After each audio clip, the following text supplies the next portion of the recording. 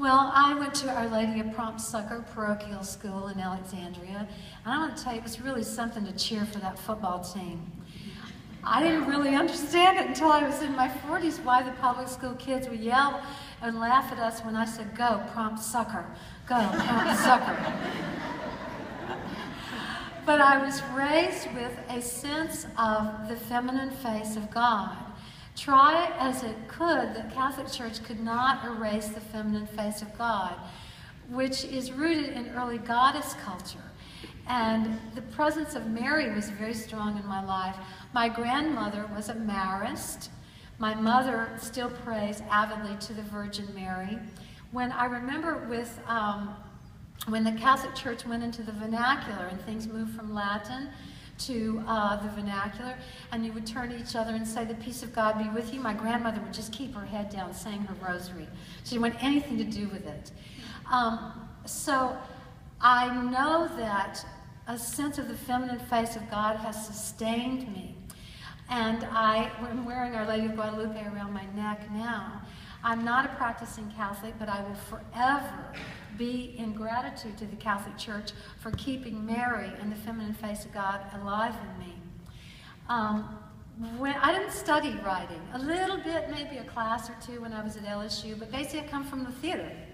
But one summer I was at the Centrum Writers Conference in Port Townsend, Washington, and I was doing my one-woman play called Splitting Hairs there. And I had all this luxury of time in between performances to just hang out up on the tip of the state of Washington, about as far as you can get from Louisiana without dropping off into the Pacific Ocean. And so I hauled up with Flannery O'Connor and Eudora Welty and Reynolds Price and a number of other writers, and I did this kind of autodidact, this kind of self-taught summer in which I just studied and studied and studied. No sense of real training in how to annotate or how to deep read, but through kind of really hanging out with Flannery O'Connor, I began to get a sense of what it was to celebrate a rural culture, because I grew up on a farm. I grew up in a cotton farm in Louisiana, and it took me a long time to claim that and honor that as having a legitimacy every bit as legitimate as going to the Writer's Workshop or to going to Yale School of Drama. So I thank Flannery for that, and I thank Flannery later on in my life when I was bedridden, when I needed oxygen supplementation, because make no mistake, don't get bit by a tick, because Lyme disease can take you down. I saw the picture of Flannery on her crutches, and I saw how she kept writing through her suffering. She did not martyrize herself or catastrophize her life. She kept going.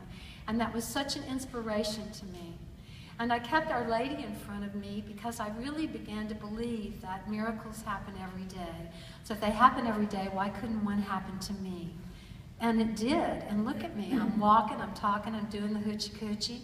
And I never thought it would happen. I prayed that it would happen, but I never believed that it would. So my sense of myself as a Catholic, while I didn't identify for a very long time with Vatican Catholic, although it's a lot easier now with Pope Francis, my sense of metaphor came from the Catholic Church. That one thing could stand for another really served me. So I'm very grateful to Flannery for her perseverance and for her modeling that creativity can carry one through suffering and can help one make meaning out of suffering.